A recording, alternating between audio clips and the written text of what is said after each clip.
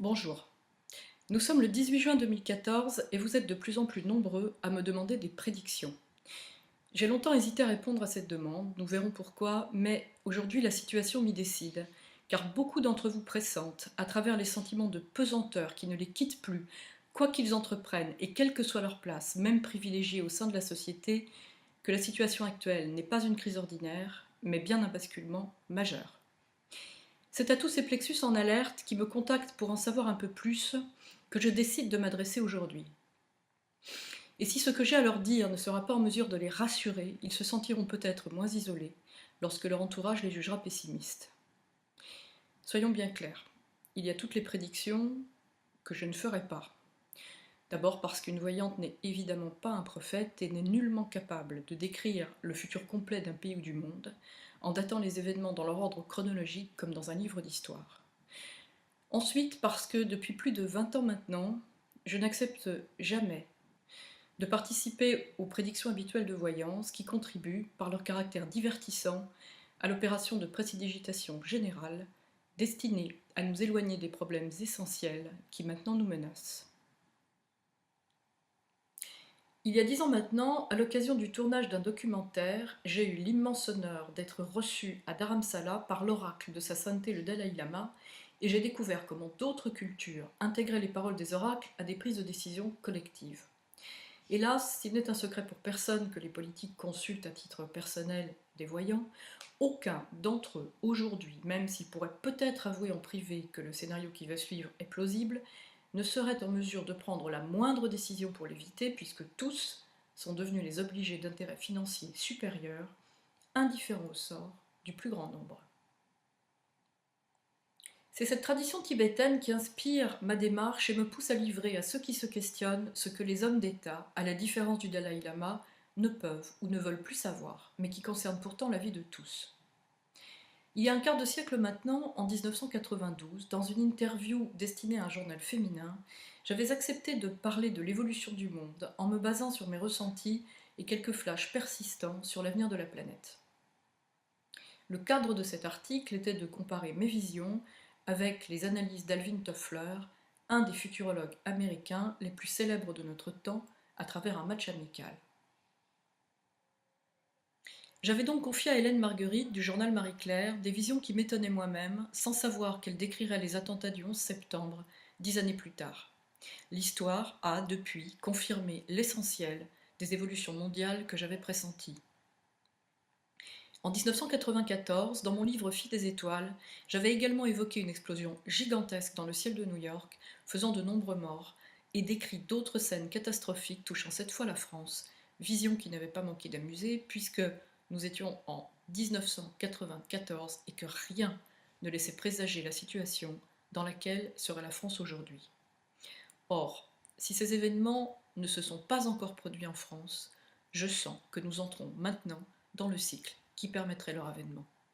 Soyons clairs, le but de ce communiqué n'est pas de répandre la panique, mais d'inviter chacun à s'organiser progressivement, en ayant le temps nécessaire pour privilégier certains choix plutôt que d'autres, ou, pour ceux qui y aspirent vraiment, de programmer sereinement des virages à 180 degrés.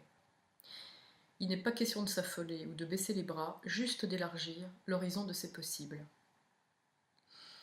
Vous l'avez compris, je ne fais pas partie de ceux qui croient que l'homme trouvera toujours une solution aux problèmes écologiques qu'il engendre, ni qu'un âge d'or soit déjà en train de se préparer, avec la pensée positive comme seule arme pour repousser les radiations nucléaires de Fukushima et du Japon, qui, si mes rêves, ou plutôt mes cauchemars, devaient s'avérer prémonitoires, devraient plonger Tokyo dans un immense chaos.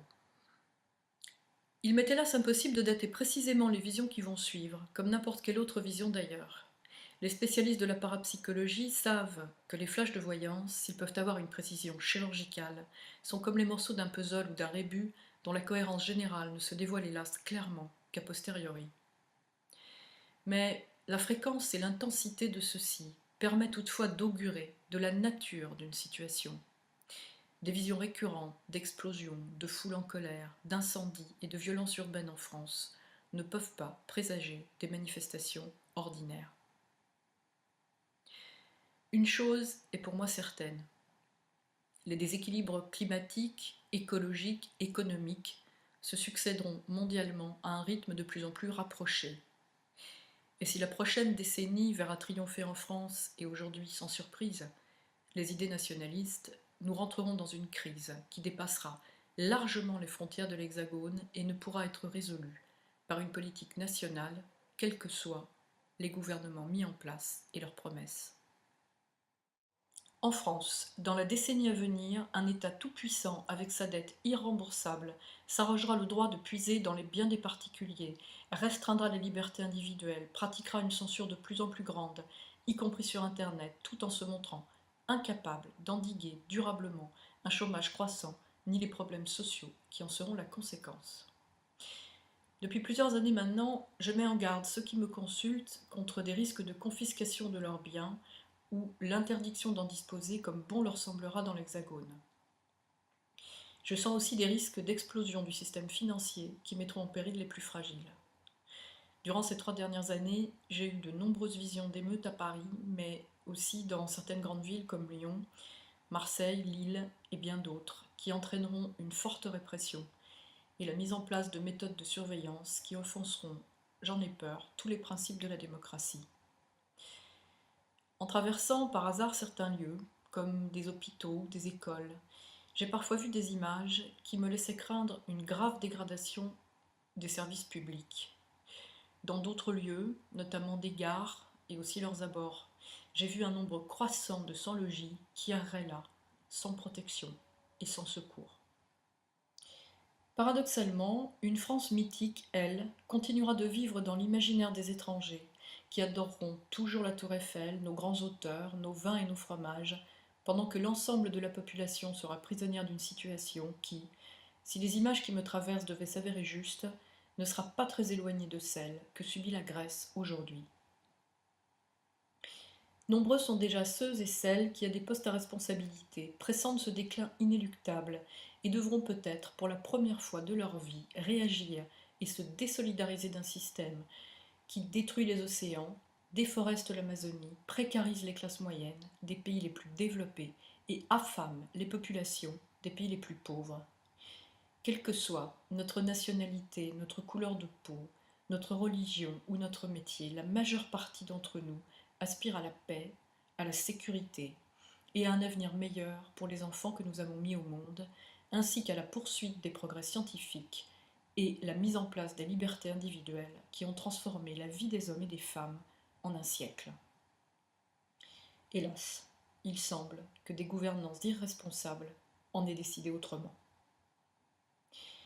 Dans les décennies à venir, la désobéissance ne sera plus, comme autrefois, le fait de quelques-uns, mais le gage de notre survie à tous. Non, il n'y aura ni reprise économique, ni retour en arrière au temps des Trente Glorieuses, ni réparation de l'ascenseur social, mais la nécessité d'accepter que le monde d'avant se déconstruise définitivement.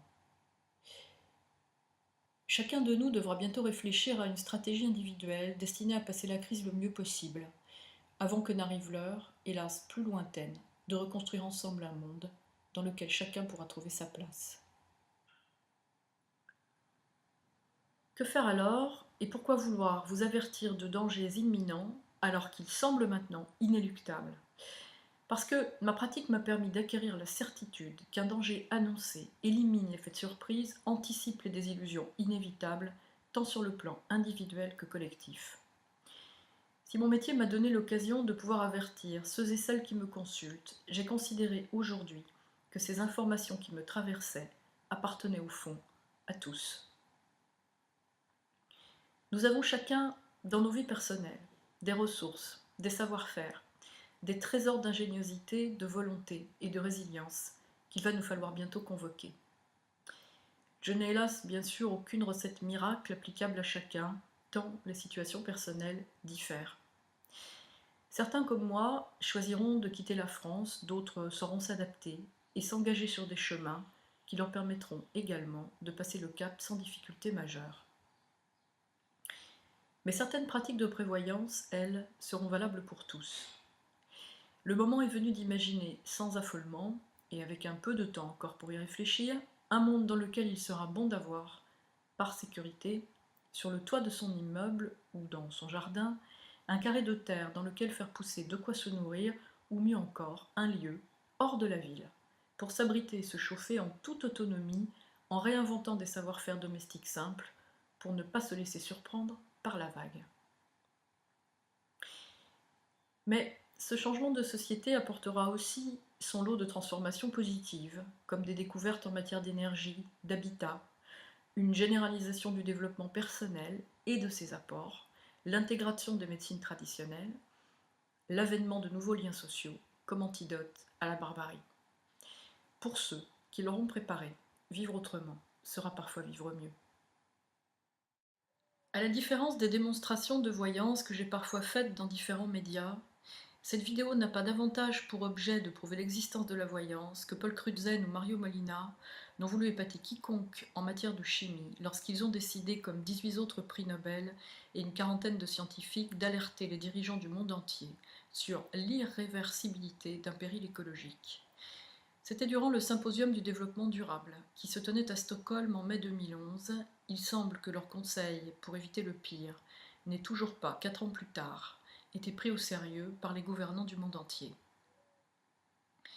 De nombreux autres experts scientifiques, hélas, ne peuvent pas s'exprimer sans représailles. Comme la pratique qui est la mienne depuis maintenant 27 années ne s'enseigne pas à l'université, et n'est au service d'aucun lobby en particulier, j'ai, pour ma part, le privilège de ne devoir rendre de compte qu'à ma conscience. Je souhaite à chacun d'entre vous de pouvoir accueillir cette vidéo comme l'opportunité de faire confiance à leur petite voix intérieure, si mes visions devaient résonner avec elles le jour où elles leur souffleraient la même chose à l'oreille. Je demande par avance à ceux qu'elle pourra offenser de m'en excuser. Merci de votre écoute.